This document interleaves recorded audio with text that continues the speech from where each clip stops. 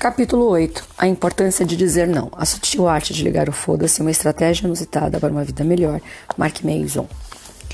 Em 2009, eu vendi tudo que tinha, devolvi o apartamento alugado em que morava e fui para a América Latina.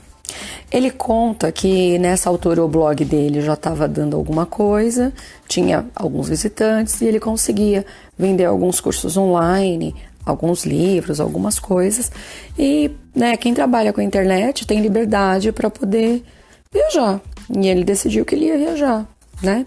E aí ele conta que tinha bons motivos, motivos nobres, sede de conhecer outras culturas, conhecer o mundo, um espírito aventureiro, mas também tinha um lado que era um lado que não era tão bom.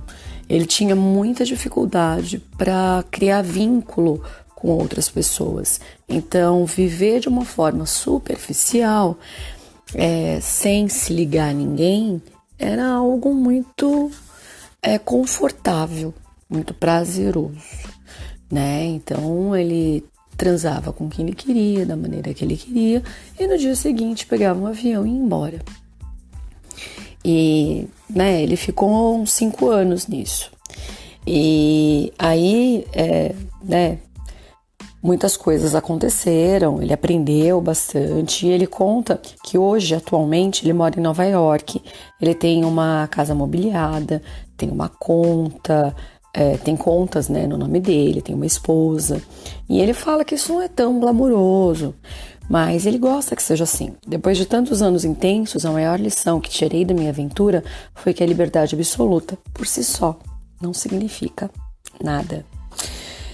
Ele conta que ele foi em 2011 a São Petersburgo, na Rússia, e lá a comida era ruim, o apartamento é ruim, as pessoas eram grosseiras, e ele adorou.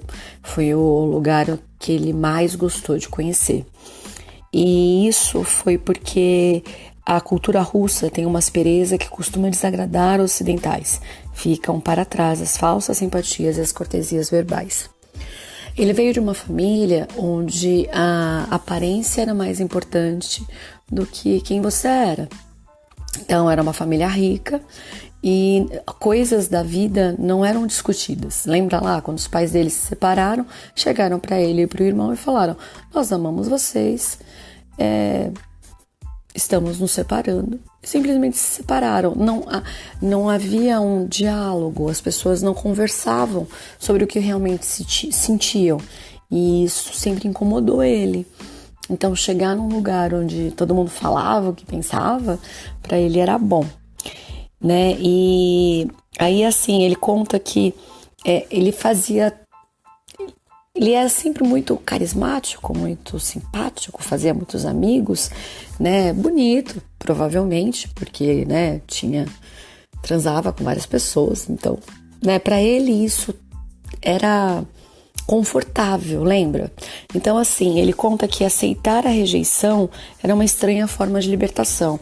Ele falou que ele foi almoçar com uma mulher e tal, e a mulher falou que uma das coisas lá que ele tinha dito era uma tremenda idiotice, E ele falou que a conversa toda foi muito diferente, foi estranho, porque ele começou as pessoas falavam o que pensavam, E aí ele lembra que ele discutiu isso com o professor de russo dele. E o professor de russo dele, ele explicou que eles viveram num regime durante muito tempo com oportunidades econômicas difíceis, numa atmosfera muito densa, porque eles estavam num regime comunista. Então eles precisavam saber rápido o que a outra pessoa pensava, o que a outra pessoa sentia, por uma questão de sobrevivência. E no Ocidente isso não acontecia porque existe uma coisa mais livre. Então às vezes é mais vantajoso você parecer ser algo do que realmente ser, E isso, é meio que o que moldou a cultura soviética. Rejeição faz bem. Como extensão da nossa cultura positivista consumista, muitas pessoas foram doutrinadas na crença de que devem tentar concordar e aceitar o máximo possível. Eu lembro que eu sempre fui meio diferente, sempre. né? Eu lembro, assim, de umas coisas bem engraçadas até os meus 6 anos de idade, que na vida adulta eu passei a compreender algumas coisas. E eu nunca fui uma criança que brincou muito, não gostava tanto de brinquedo, enfim, é uma criança um pouco diferente. E a minha mãe falava: você é antipática, para com essa cara, não sei o que lá.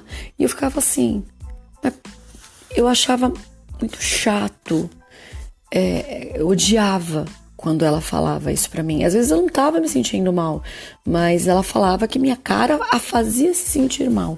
E isso era muito chato, né?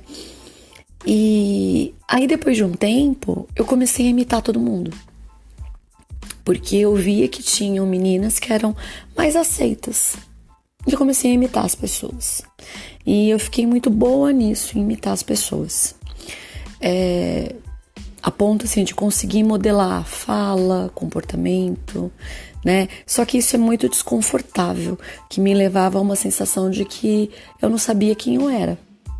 E é meio isso que acontece com muitas pessoas.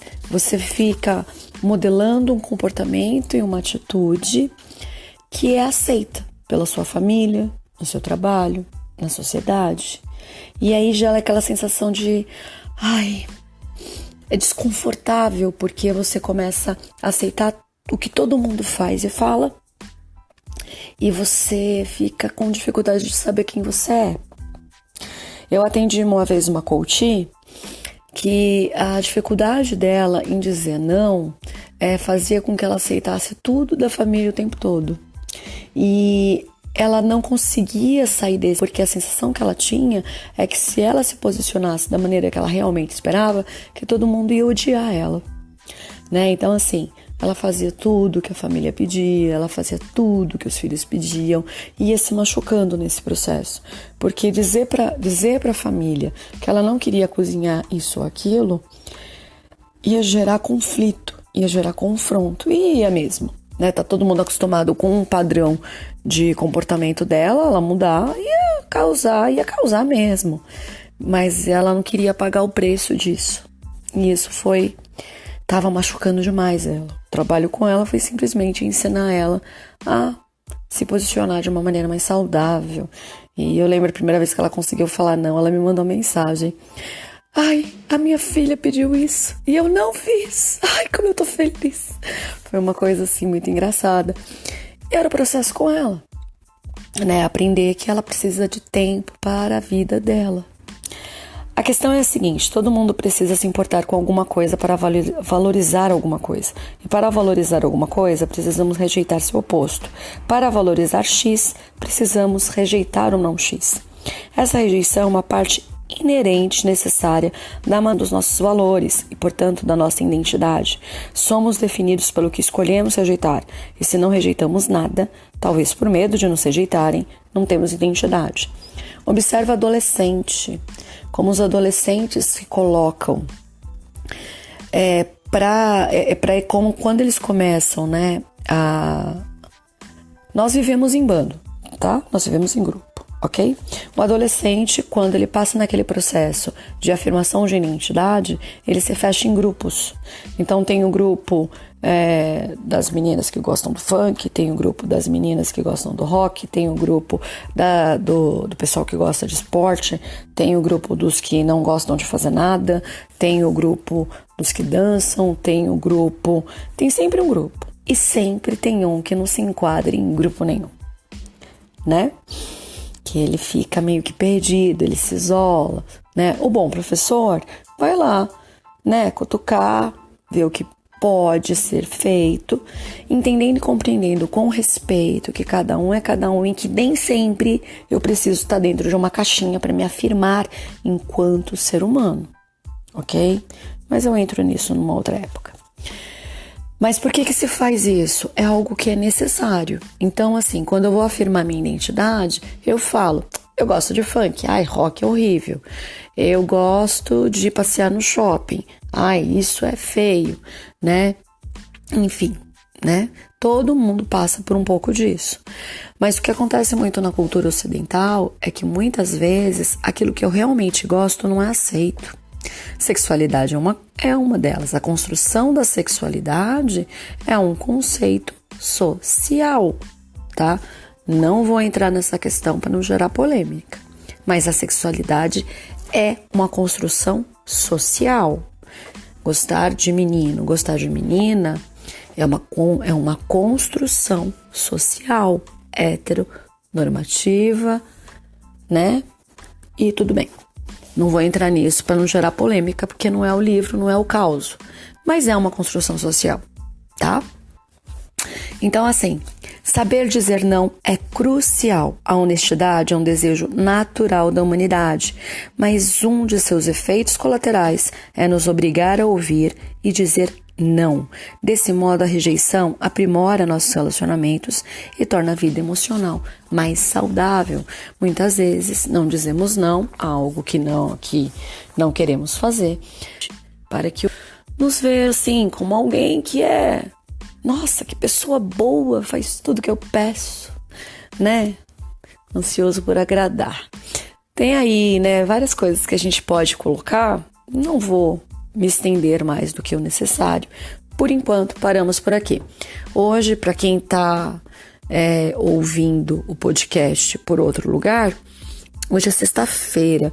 De sábado e domingo eu não mando áudio. Para quem está lá no grupo, nós damos continuidade ao capítulo na segunda-feira, ok?